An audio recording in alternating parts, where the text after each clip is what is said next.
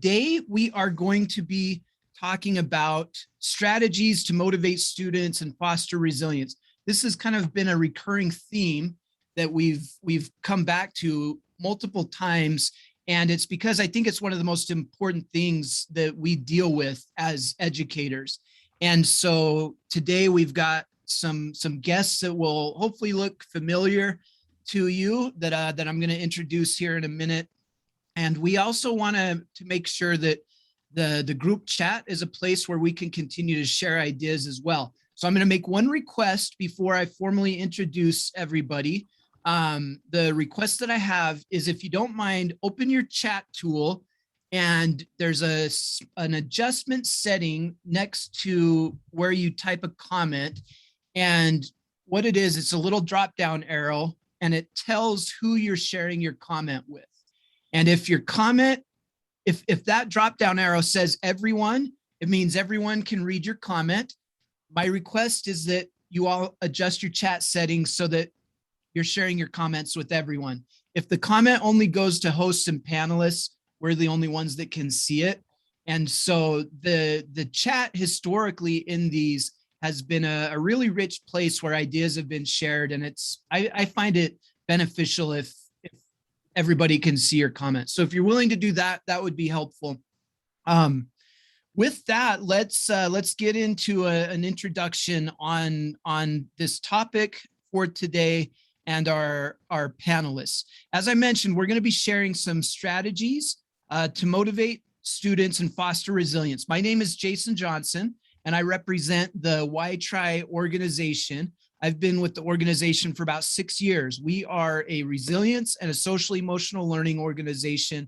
We've been around organizationally for about 20 years, and we have a really, I think, effective approach to helping individuals become more resilient and learn critical skills to help them navigate challenges in life. And so we started hosting these webinars, at the beginning of the pandemic, and it turned pretty quickly into I think a really useful resource, and we've kept it up, and it's been super fun. So with that, let me introduce our panelists today. I am thrilled to have two colleagues that I respect tremendously professionally, but also am grateful to consider friends as well. And I love it anytime we can get together and talk about these things. So first of all, we have Mr. Corey Anderson. Corey has spent nearly 2 decades as an educator, beginning as a teacher and then as an administrator. He's been an assistant principal at a middle school. He's served as a principal of 2 different elementary schools. He pioneered and started one of 2 public STEM programs in the state of Utah, and he helped consult with the State Office of Education on creating STEM standards for schools that would eventually be adopted by the STEM Action Center. During his tenure as an elementary school principal, Corey oversaw behavioral units and led his school in implementing social and emotional programs and STEM activities. And then in 2019, Corey joined the WhyTry team as a trainer and director of curriculum development after using its social and emotional tools for close to 10 years in his administrative duties. Welcome, Corey. We're thrilled to have you. Thanks. You guys keep inviting me back every once in a while, so that's nice of you. Well, you've got a standing invitation, friend. Thank you. All right, next we have Mr. Bruce Bushnell. Bruce has centered his career around promoting youth success. He's an award-winning school counselor. He was named the Counselor of the Year for the state of Utah and was also honored at the White House, receiving national recognition for his counseling interventions. Bruce has been a member of the Executive High School Relations Board, Senior Vice President of the Alpine Counseling Association, and Vice President of the Utah Counselor Association. He now helps youth succeed by presenting passionate WhyTry keynotes and trainings across the country. As an advocate of the program from its earliest days, Bruce has also been a key contributor in developing many of the WhyTry learning activities, which are proven to help youth develop the social and emotional skills necessary to reach their goals. Welcome, Bruce. We are thrilled to have you. Hey, excited to be with you two again and looking forward to today. And then, as I mentioned, my name is Jason Johnson, and I get to serve as a moderator on these. Today, I may share a little bit more than the typical moderator comments, but I'm hoping to just stay in the background a little bit and let Bruce and Corey cook. Nice try, Jason. From you. My background is I'm a school psychologist. I came from the world of public education over to WhyTry about 6 years ago. I oversee research development and the training modules that we get to do that provides CE credits and training on our material throughout the country. So I feel like I have the lucky job in this. Being moderator is fun. So I think what we want to do today is we are going to talk about some specific elements that are part of the WhyTry approach, part of the WhyTry model, but I think they're really practical, that really anybody can take and use. And there's stuff that I think they're things we've all used and experienced success with them. So we want to share them and get some discussion going, especially as school and class is returning now. And it is still kind of an unprecedented time in education. We're still dealing with a lot of challenges. I think we have some ideas for you and some material for you that will hopefully be nice resources for you to be able to take and move in this, again, unique school year that we're going into. So the order I think we're planning on going with is we're going to start with Corey. Corey's going to share some ideas with us, I believe, on relationship building and like introductory and interactive activities. Then we're going to throw over to Bruce, and Bruce is going to actually do a walkthrough of a lesson using a visual metaphor to teach a concept of resilience. And then depending on where we're at, I may add some additional commentary at the end, or we may be right up on time. So with that, Corey, why don't you go ahead and get us started? Sounds great. I'm excited. Everybody can hear me okay? I have the power to share my screen, right? You should. I hope so. Okay, good. We don't want to just stare at me this whole time. Okay, everybody, good morning, good afternoon, good really early morning for, David, 5 a.m. out in Australia. Glad you can be here. Hey, what I'd love for you to do, if all of you have updated Zoom, then you'll be able to do this. If you haven't, it's okay. It's not the end of the world. Don't worry about it too much. But if you have updated Zoom, you'll notice in your chat window that there's actually a place down where you type in whatever you're saying. There's a little figurine of an emoji face there. I would love for you in the chat window to share an emoji that depicts how you're feeling right now. How's your day going? How are you feeling? Choose an emoji. I would love to hear about it. Hashima's feeling a little, I think that's either under the weather or stressed. Julia, in love maybe, I guess? I'm not sure. Natasha, just overwhelmed. All I can do is infer here. A little sleepy, a little dozy, which, worries me a little bit. Susan's feeling a little silly, a little clownish. I don't even know how to interpret the upside down face, but I'm seeing lots of stuff here. Thanks, guys. And for those who didn't have the emoji, hey, Cherie just shared that she's doing wonderful, which is fantastic.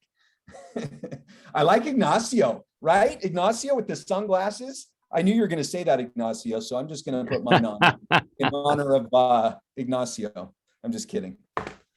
Luckily, I had this sitting there. That was not planned. Okay, guys. Hey, thank you for sharing that. Janice, perhaps yours is one of the most relevant right now with the surge of Delta environment or Delta variant. You've got your mask on there.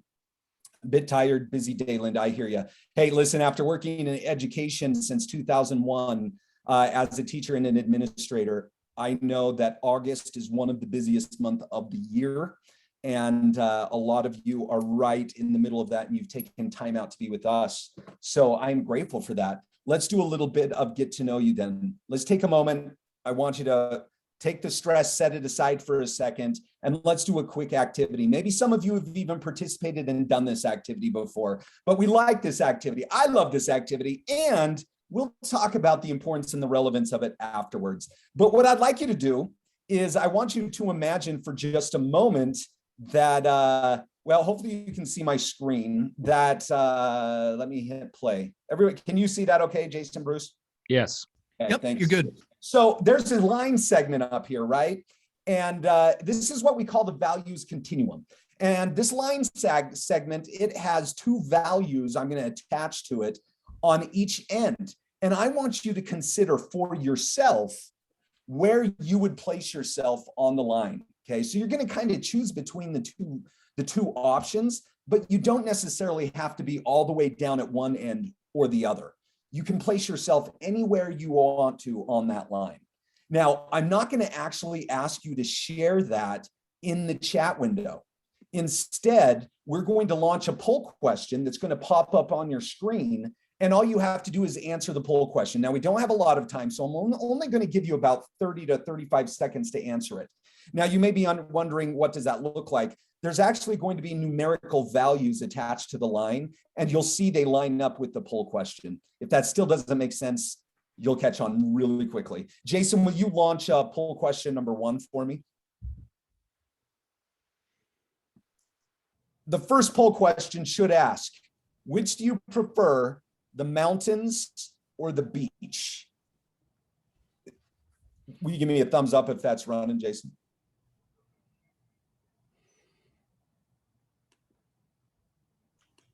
You went mute, Jason, for some reason.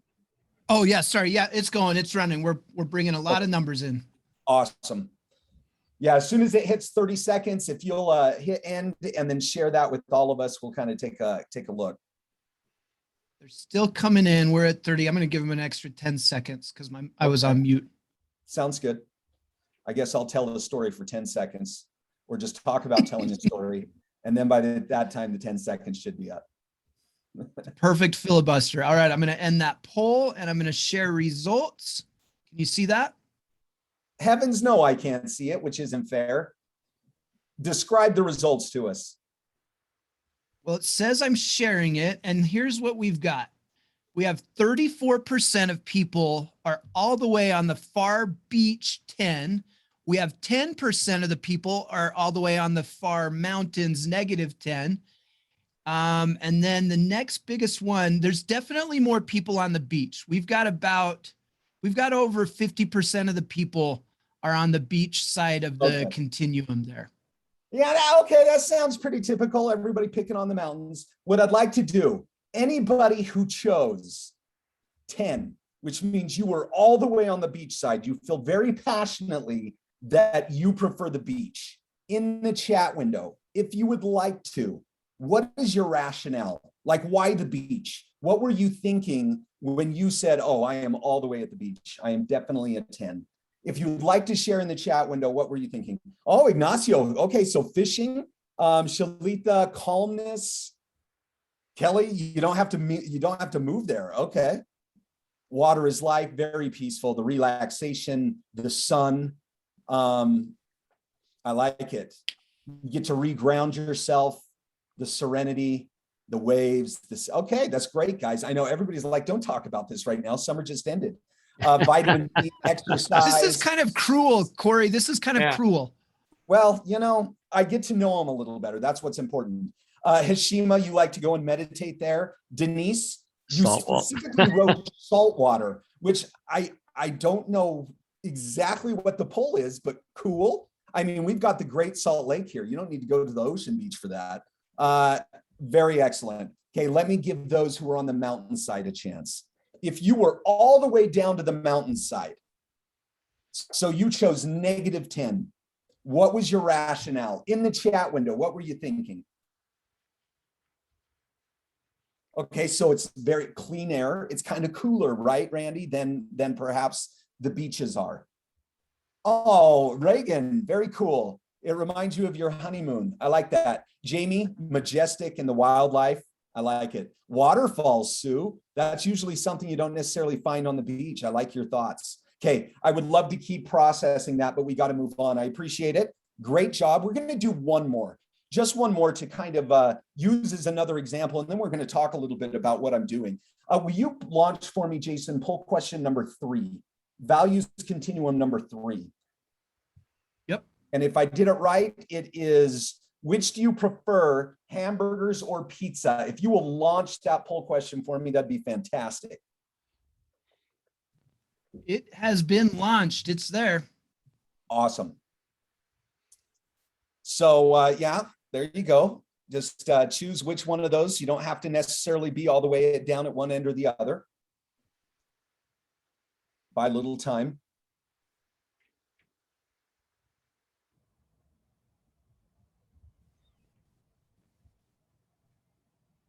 How many people have responded? What percentage do we got? About 64%. Oh, that's pretty good. Okay. Yep. I usually Yeah, wait we'll till give I them have about about 75 or 80%. Yep, we'll give them a couple more Oh, seconds. I'm sorry, Sarah, you got an error. You can just put your answer in the chat window if you'd like. Yeah, Tamika loves her cheese pizza. Go ahead and end that All for right, me and share it. Yep. I know, Karina, this is what we do, where I'm talking about everything we went through in summer, and now I'm talking about food. Like you're wondering, why am I tuning in today? So are those results shared with everybody, Jason? Yeah, I'm sharing them Okay. right now. You want me to tell Right. you what's on No, it? actually, I'm going to guess. I think I probably can predict this pretty well. I'm going to assume that there are more people on the pizza end of things, especially to the far end of pizza, than the hamburger. And I'm going to guess that there's a huge chunk right dead center as well. How'd I do? Pretty good. Pretty good guess. There's only about 75% is 0 or on the pizza side. Almost 20% is around the 0, and then about 25 total percent down on the hamburger side. Awesome. Pizza side is definitely dominating. Yeah, that usually happens. I do want to ask anybody who is dead center, anybody who is dead center in the middle, it's your turn. In the chat window, why did you go right in the middle? What were you thinking? And you don't have to answer, but if you'd like to, I'd love to hear about it. You like both? It depends on a mood. Okay, both are amazing. Okay, Beth, I like it. Okay, they're just unhealthy, so you're not going to go for either of them. Oh, Crystal, you have allergies to both, so just kind of meh. I hear you. Okay, you like salads, Maria? You guys are way healthier than I am, for sure. Very yummy. You can do pizza so many ways. What are you going to do with a hamburger besides maybe, I don't know, more rare versus more well done? Oh, geez, Marielle, that would be quite the lunch. I'd hit that one on the weekend and not in the middle of the workday. You may not survive the afternoon. Good stuff, guys. Thank you. Corey, can I selfishly make a request? Of course. In the chat, this is purely for my own reasons, for whenever I get back out on the road. If you put pizza, type in pizza and then type the name of the best place to get a piece of pizza in your opinion. And if you put hamburger, type in hamburger and type in the best place to get a burger in your opinion. I need some good. Do they need the place where they're at though? And wherever they designate as the best place to get a burger or the best place to get a slice of pizza. That's a good idea. Oh, I love it. This is how I make my lists of where I'm going to eat when I'm on the road. You think he's kidding, but he's literally going to go back and take the recording and go through the chat window, and he's going to pull out his little food book that I see him carrying around with him, and he's going to write all these down. I can show you. I'm taking copious notes, and I'm writing down places to get a piece of pizza. Oh, this is so good. Ooh, burger brass ring. Okay. I'll tell you what, Kara, that is the third time I've heard people say, I actually love Whataburger. In fact, somebody was telling me they hate hamburgers unless it's Whataburger, and then they'll eat it. So that's funny. Tim Muya Burgers. I like it. It's a Texas fave, huh? Gotcha. Next time I'm in Texas, I'm going to check one out. Okay, we've got to move on, unfortunately.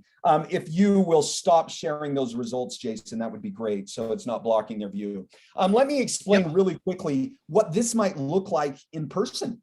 In person, you don't actually just have to display this and like have kids raise their hand. We like to take a piece of masking tape and put it across the room and explain the values continuum of what it looks like, and you know that you're going to put two different choices on opposite ends, and then say, hey, when I say go, I want you to stand up and go stand on the line where you see yourself. And then the kids can get up and move and go stand on the line and kind of express their opinion without even saying a word. And then, you know, you can even switch it up and try different ones. For example, I mean, there's so many different options you could do. Here's a few. You could do pie versus cake, dogs versus cats. You could do flavors. You could do, what do you prefer, playing video games versus playing sports, two different music genres. And you can even ask questions that apply a little bit more to the strategies and skills of resilience that we like to teach through our own curriculums. Things like, what do you think is more important, being smart or working hard? So there's a lot of cool things that you can do with an activity like this, right? Lots of different benefits. In fact, you know what? Let me throw this one at you. Let me ask you guys, what are some of the benefits that you could get out of doing an activity like this with your students? What kind of benefits would you get out of doing an activity like this with your students? I'd love to hear about it. Okay, opens up the class for genuine discussion, Kim. I love it. Great stuff. Cherie gets to know them better. Definitely icebreaker, rapport building. It is 100% participation. Nice job. Yeah, right? You get to know the kids. And there's a lot of truth to that.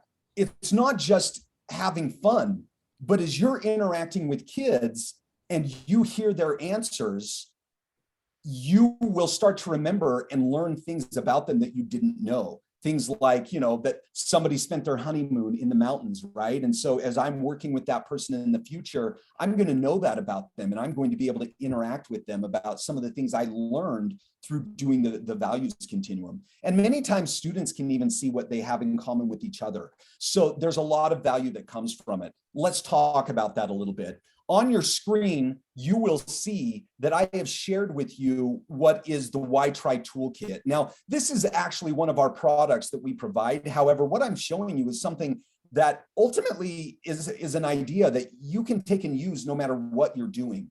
What I'm about to show you is what we call the flexible lesson plan. And the flexible lesson plan is something we use in WhyTry for forming our lessons for teaching the skills and strategies of resilience. But what I'm specifically going to show you here is that at the start of this lesson plan, the very first thing that we always include is what we call an attention getter. And that attention getter can look different. It's not necessarily the same thing all the time. Notice the choices we put there are a warm-up activity, a video clip, a check-in, and other ideas that you come up with. I just showed you the values continuum, which is one example of many, many examples for building relationships with your students.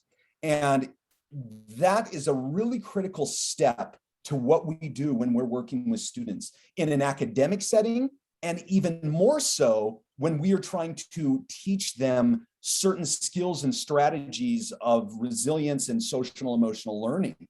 If we can help build, and I like a lot of the words that you used in the chat window, when we start to build a very safe environment where we are supportive and create genuine discussion, that is going to happen when we do small and simple things at the start of every class to prime the pump and help students feel safe and happy to be there and connected with you. So activity is one option. You know, other things that we do, when I asked you to share in the chat window an emoji that describes how you're feeling, I didn't do that on a whim just for fun. I actually intentionally planned to do that because if I was working with you and all of you came to me on a weekly basis as a part of my class, I would actually, and I am interested, but we have like hundreds of people in here, so I wasn't able to really look at them individually. But if this was my class, I would pay very close attention to the emojis that you put down there.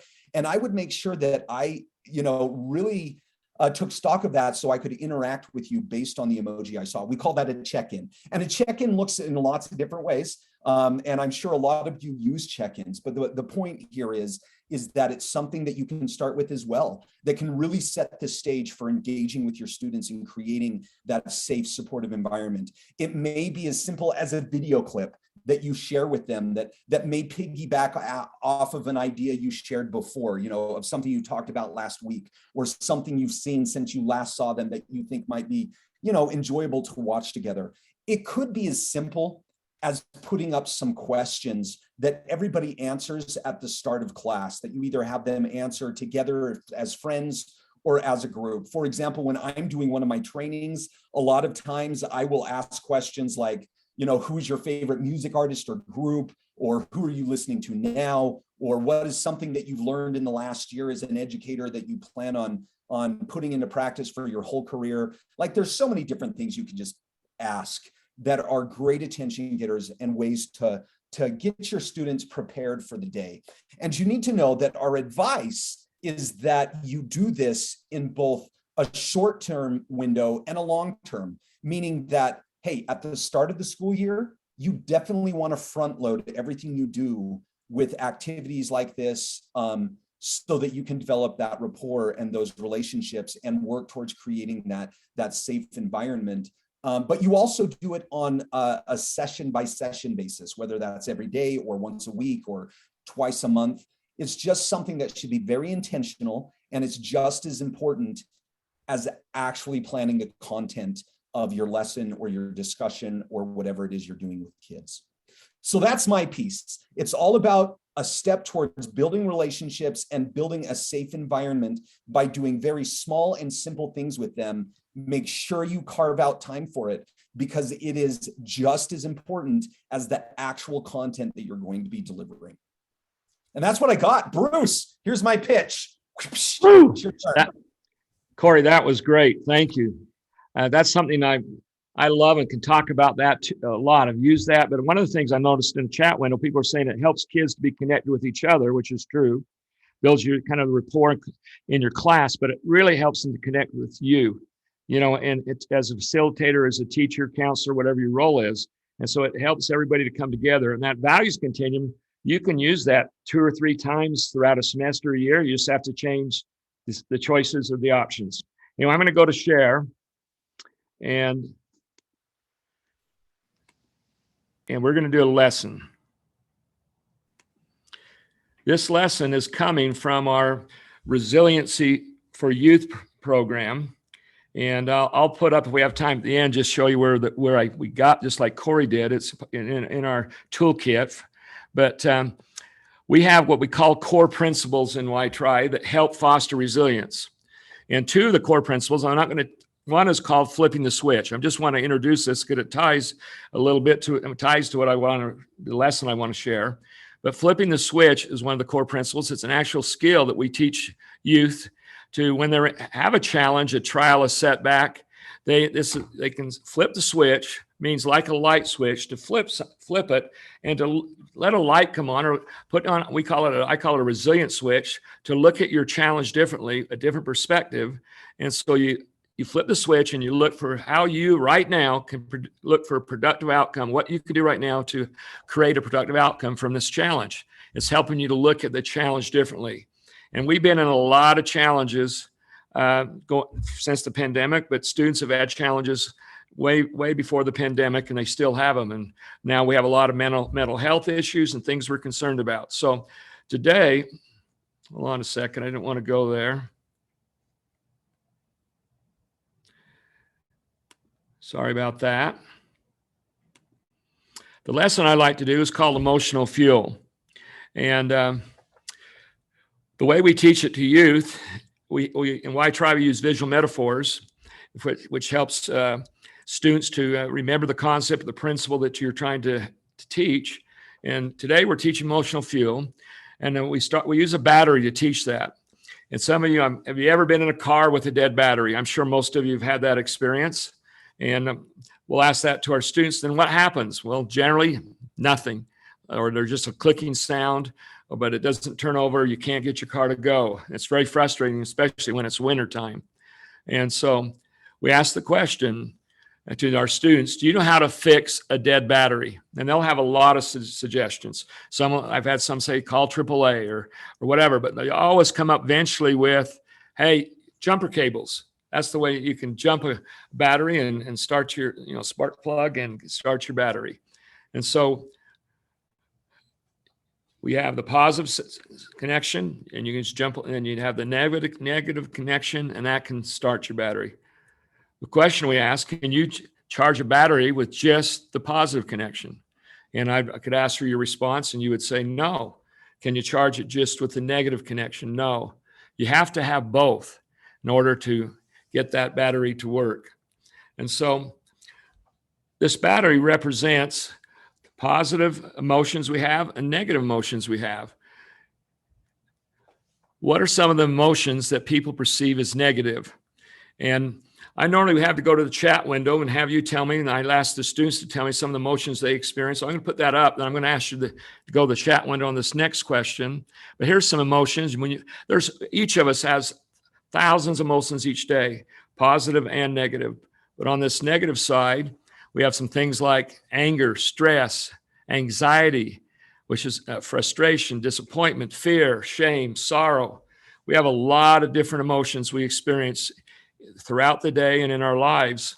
Now, so in the chat window, I would love you to go and answer, just put down your response, what you think to this question. What are some of the things, behaviors or things that people or students do as a result of these emotions when they're experiencing these, what we consider negative emotions? So go to the chat window, and love to see your response. Rejection, drop out, lash out, anger. That is the emotion. Lash out at others, hurt others, cry. I do that quite often. I'm a crier. Self-medicate. Well, you act out, shut down, act out in class, lose self-control, cut going to school or quit going to school, shut down, check out, zone out, a lonely feeling, give up. Anyway, there's a knock over desk. There's all kinds of things, withdrawal. And so appreciate your response there. Here's some things that a lot of you're all very similar, but here's some responses that we normally get, or a lot of people say. Lash out. We had that word lash out quite a few times. Lash out or blame others, become a victim, turn to substance abuse. We had self-medicate, become a bully, be unkind, tear down others, give up. Sometimes take the path of least resistance, the easiest way. And so we see those behaviors quite often with students and with adults, just ourselves, when we are feeling some intense emotions that we consider on that negative side of the battery. But similar on the positive side, what are some of the emotions that people perceive as positive? And again, there's hundreds of positive emotions, just like negative emotions. Here's some that we chose to put up. Happy, grateful, accepted, joy, loved, sense of pride, calmness, self-respect, relaxed. And you could add a lot more to that, every one of you. And then the same question, I'd love to see, I love what your response, at least of the things that you're aware of, but what are some of the things that people do as a result of these emotions, behaviors, or what do they do? And think maybe of your students. So again, we had a lot of you swear, okay, here we go. Help others, be persistent, be creative, laugh, become a teacher. And that's a good one. Support others, reach out to peers, keep trying, succeed in school, find their voice respectfully, has a positive view of self and world. Wow. Open up, be more engaged. Thanks, Janet. Share with others, skip, engage, open up, be kind. Well, we keeps going. I can't get to everyone, but thank you. You're spot right on. So here's some of the things that these fall under, some of the areas, the same thing that we listed. Lead out, increase productivity, a little more successful, turn outward and serve others, help others. We had that. Increase confidence, more fun to be around, work better with others. There's a lot of things that come from that positive side of the battery. Now, a question for you. And I would love to get your response on this. And what's probably the last time we'll have time to go to the chat window right now. But which of these two lists, you can just list it, which of these two lists would you say contains more productive outcomes? Go ahead and just put in the chat window what you think. Is it on the positive side, the left side, or it's on the right side on our visual metaphor on the negative side? Positive side, positive side. Looks like, and we can, that's a response. Normally, we sat in a room, as Christian wrote a book called The Resilience Breakthrough, and that's where our Resilience for Youth curriculum comes from. And we sat in a room as we were talking about this, and when that question was asked, I immediately said the positive side of the battery, 100%.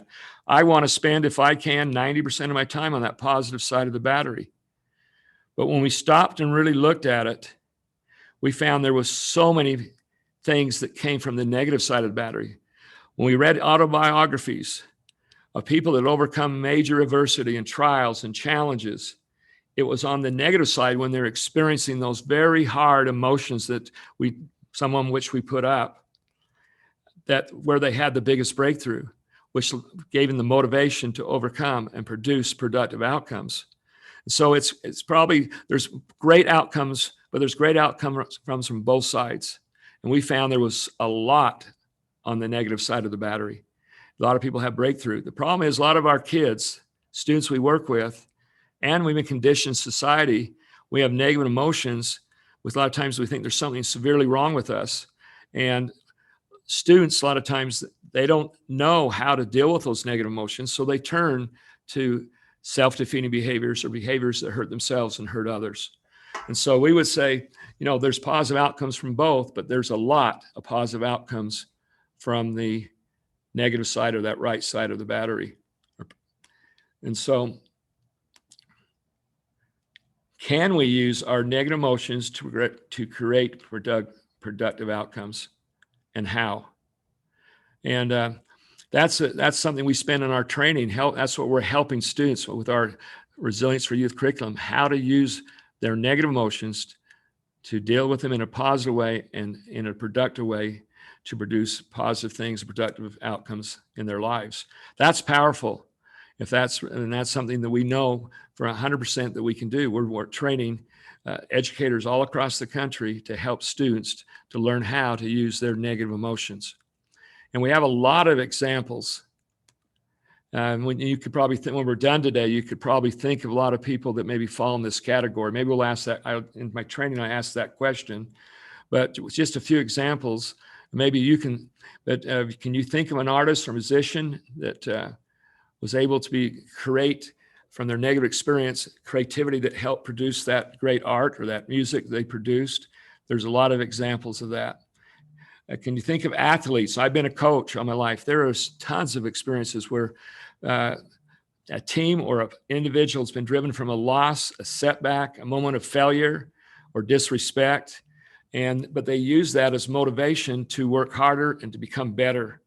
And that negative emotion they had helped drive them to achieve a lot more.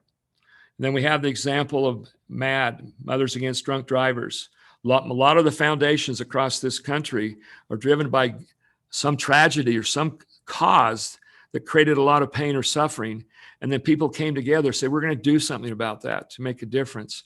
So Mothers Against Drunk Drivers, they lost a loved one and they came together not to attack the person that took their child, their daughter or son, but to, hey, what can we do to save lives? And so it made a difference. And then the inventor of insulin, had someone really close to him passed away, and it motivated him to work, to gave extra motivation to put effort into discovering insulin, which has saved millions and millions of lives. And so there's a lot of examples of emotional fuel where people have used those negative emotions and to produce a productive outcome. So just in closing, remember all emotions are fuel If you're only tapping into the positive emotions and overcoming challenges, then you're only using half your ability to be resilient. We work with a lot of kids that, we want to be on that positive side, but all the things that are going on in their lives, the things they're dealing with, they're spend higher percentage time in those negative emotions. So if we can help them to learn how to use both, it'll help them to be more resilient and more productive and more successful in their lives. And so I have a short video of a famous monk that's presenting to a class and talking about, how maybe we can convert a negative emotion into something positive. So let's like to share that with you. It's very short, but kind of look for what stands out to you as you watch this video. You want to give that boy or that girl a punch, punish him or her, and that is anger in us. And that anger is a kind of mud. It could smear everything. So we need to be aware that that mud of anger we have to handle.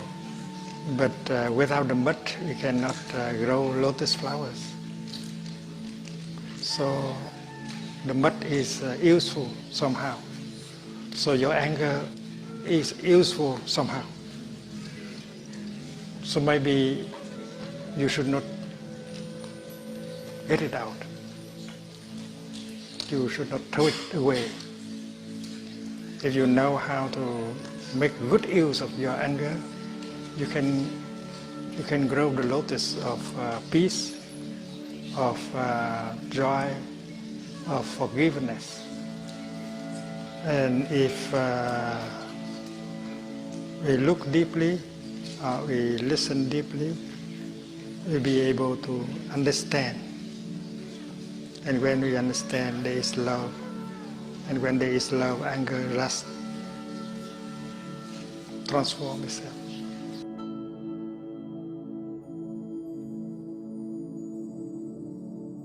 I like how he said anger must transform itself. You can start out with that negative emotion, but a lot of times it'll bring you, if you use it to produce a productive outcome, to the positive side of the battery.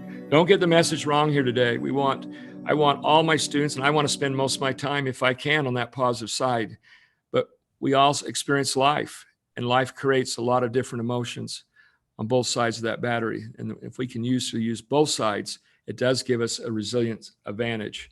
So I like to close just real quick with just an activity that, and it won't take a lot of time to process it today, but just show you that we have activities, and we have an activity you can do face-to-face when we call it I for Detail, but here's how we do it online.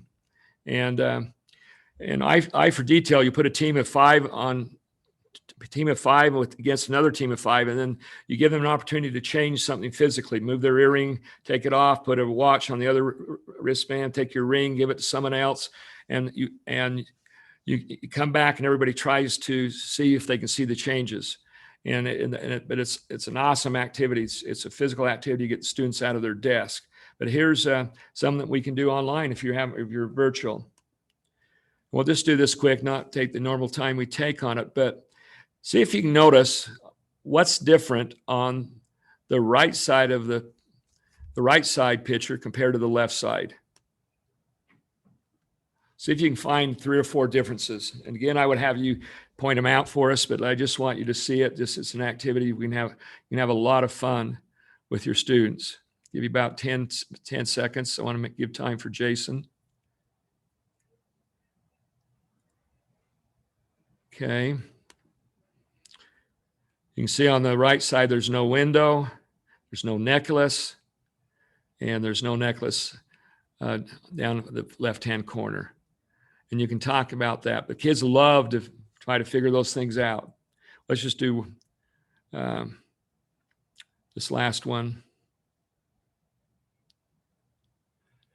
Well, I didn't give you a chance to do it, sorry. But anyway, there's a lot of changes, the different letters on the hat, on the socks, buttons. And then I'll give you one last one. I won't change it so fast.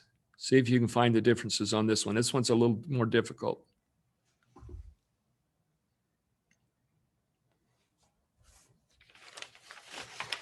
I really struggled to find some of the changes on when I did this one the first time. And again, you could put in what you're seeing. Someone's saying the bow. Okay, let's look at it. Yeah, the bow's a different color over on the right, from pink to tan. There's no drain gutter on the left above Mickey's ear. Notice there's the dog bowl that's red on the left, but over there, there's no dog bowl on the right. There's I'm not sure, that's not goofy, but there's not an ear on the right. There's an ear on the left. Anyway, you can see that, but you can have a lot of fun. And the processing basically goes, was it difficult to recognize these changes? For some of you, probably easier than others, but for me, it was hard. And in our life, we sometimes have different, is it hard to identify the simple motions that are starting to build within us? Can we recognize those small changes in our emotions? And how do we respond when we have different emotions? And we've already talked about when we have negative emotions. And what can we do? This would be a question I would love to ask you, but what can you do to identify the small changes? Help students understand that. The steps of how you can identify when something's starting to change, recognize that something's changed within you so you can be better prepared to deal with it. And then we spent some real time talking about, what can you do when you feel those changes, those emotions, those negative emotions? What can you do to produce or come out with a productive, positive fuel that's productive from a negative emotion? And we talk about that. So it just kind of give you a simple lesson, but we have a lot of fun with that. And this came from, just real fast, this is our toolkit for Resilience for Youth. And there's emotional fuel. Everything that we have there that I just used came from that section. And you have the visual metaphor, you have the activity eye for detail, teacher's manual, a script, how to walk through it, and you have the video I showed, and you have some journaling and art and music that you can use to help reinforce that concept. Okay, Jason, turn it back to you. I'm sorry, I think I took too much of your time, but turn it back to you. Don't worry, Bruce, you took just the right amount of time, exactly how much time I was hoping you'd take. Bruce, do you mind hitting stop share on yours? Thank you. All right, so I kind of made a last minute change to the direction that I was going to go. And as I was listening to Corey and Bruce talk about their pieces, it made me start thinking about some of the comments that I've been getting a lot lately during trainings that I do. So we have trained thousands of educators and mental health professionals over the last year. These have mostly been in virtual trainings, and part of the training involves a lot of processing challenges and things that our educators are dealing with right now and struggling with.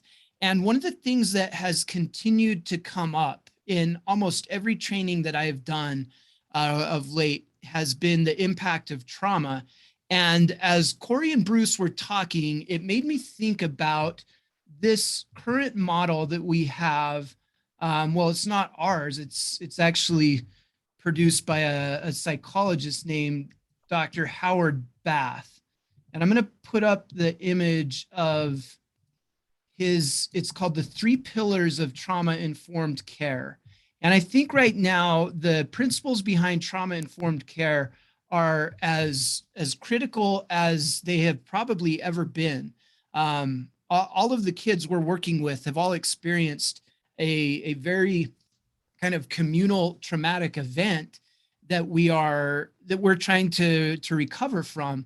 And these 3 pillars, I think, are really wise. And it was interesting listening to Bruce and Corey talk, even though they were both sharing things that I've trained on and used with kids multiple times. It was interesting to kind of look at them through this current lens of the trauma-informed pillars. And the 3 pillars, as you can see, are safety, connections, and managing emotions. And those are the 3 pillars that kids need if they're kind of recovering or working through some type of trauma or traumatic event. And so if you think about, something like safety and connection, well, Corey's activity was a great example of how you can create safety and connection. You can establish a tone of safety with that type of activity because you're giving everyone a voice and you're teaching a group to respect one another's opinions, even when they differ. It's interesting to think about that activity that Corey did. It creates a scenario where people will have different ideas and different opinions on a thing, and you're creating a space where we can exist together, even though we may have different opinions about a thing, because the stakes are fairly low. So we get to practice that. We get to model it. We also get to create connection in the process. We learn about one another and we begin to connect with one another. Then that 3rd pillar is managing emotions. Well, the emotional fuel lesson that Bruce just walked through and did a great job teaching is literally teaching the process of how to manage emotions. It's all right there. And this is material that we can teach in a very intentional way. We use that word a lot to try to help our kids really try to come back from this traumatic experience that we've all gone through. And so this material, I hope we've given you some things to think about, but also some practical tools. I'm going to share another screen. What we want to do, for those that have been with us on here before, you know that we always try to provide ample strategies and resources available. We wish everybody would use the whole WhyTry program, but we really try to be generous in providing ideas and resources to help you all out. And so what we actually have a free sample lesson plan, including the visual of that emotional fuel battery that Bruce talked about. I've got a QR code on here right now up on the screen. And if you're interested in getting that resource of the battery of that slide, hold your camera up and just act like you're going to take a picture of that box there in the middle of the screen, and it will open up a link at the top of your phone. If you click on that, it'll take you to a page that will allow you to submit your information to get access to the battery. We talked a little bit about this, and we decided that we really want to put this in your hands because it's a great resource. And right now there's so many kids, and quite frankly, many of us adults that are really trying to figure out how to navigate and regulate our emotions in a healthy way. And so I think this is going to be a really, really useful lesson plan for you that you can use. And then I highly encourage you to do some type of activity in conjunction with that, kind of like the one Corey showed.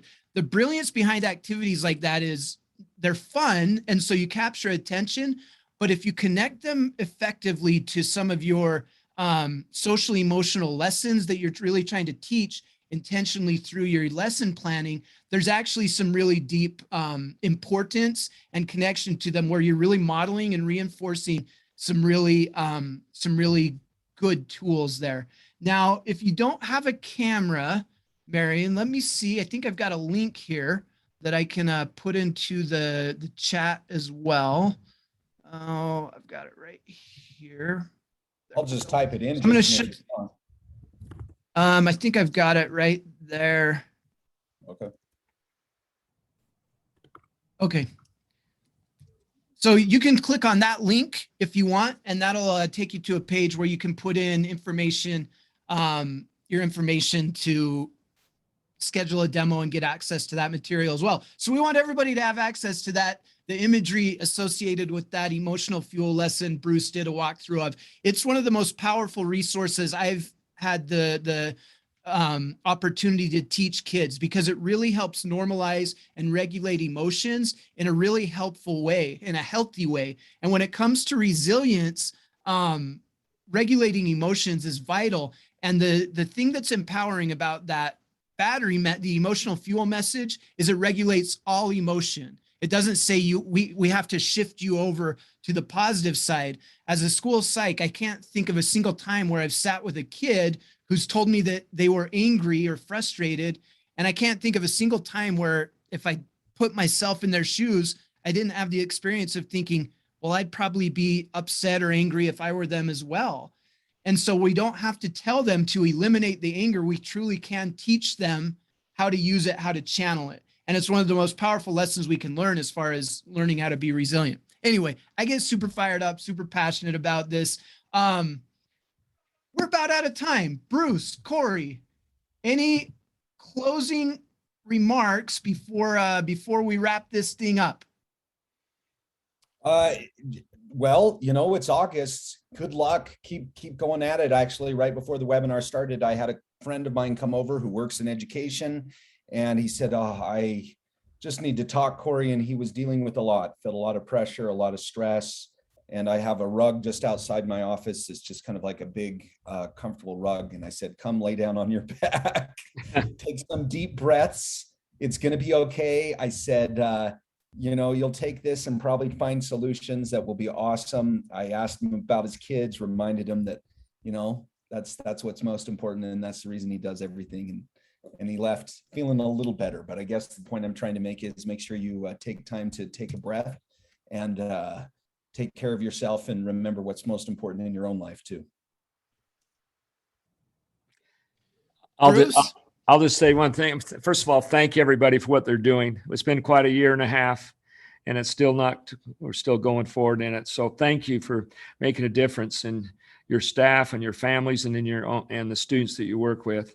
And some advice that was given to me a long time ago when I was trying to be someone else, I would just say to everybody out there, even though just be yourself, you're good enough, and just be your best self, do the best you can, and you'll do great. And so we appreciate the opportunity to share with you, and hope it's been a positive thing for you today. Thanks, Bruce. Thanks, Corey. And I'll just add that. And you know what? I want to just try to throw a little positive energy your direction as we're coming back, starting the new school year. I can still feel it in my stomach and in my heart at this time of year. There's that feeling where you're coming back to school, you're nervous, you're excited, you're also a little bit bracing yourself for the challenges that you're going to have. And this year is going to be no exception when it comes to challenges. And we really want you to feel like you're being supported as part of this community of friends that I feel like we've built up through these webinars and through our history of working with you all. So I'm going to send as much positive energy as I can to you all. I hope you've taken away some ideas and strategies from this discussion today that you can add to your toolkit and go out and keep making a difference in these kids' lives. I always tell people, but I really mean it, these kids are lucky to have you. The fact that you're showing up here interested in sharpening your own saw, interested in improving your own skills, tells me exactly what kind of educator and mental health professional you are. You're already great at doing this. So I'm always excited whenever we get to be able to add additional tools to your toolkit, and wish you the best in this upcoming year. I hope we'll have you back on future webinars. Please tell your friends and invite them out. If you have any questions for us directly, you've got our email addresses up there, and then feel free to hit that QR code if you want to get access to that emotional fuel material. That's all we've got, everybody. Thank you so much. Here's to a new year, a new school year. Make it a great one, make it the best one, and go out and have some fun with those kiddos. They're lucky to have you. Thanks, everybody. I'm going to play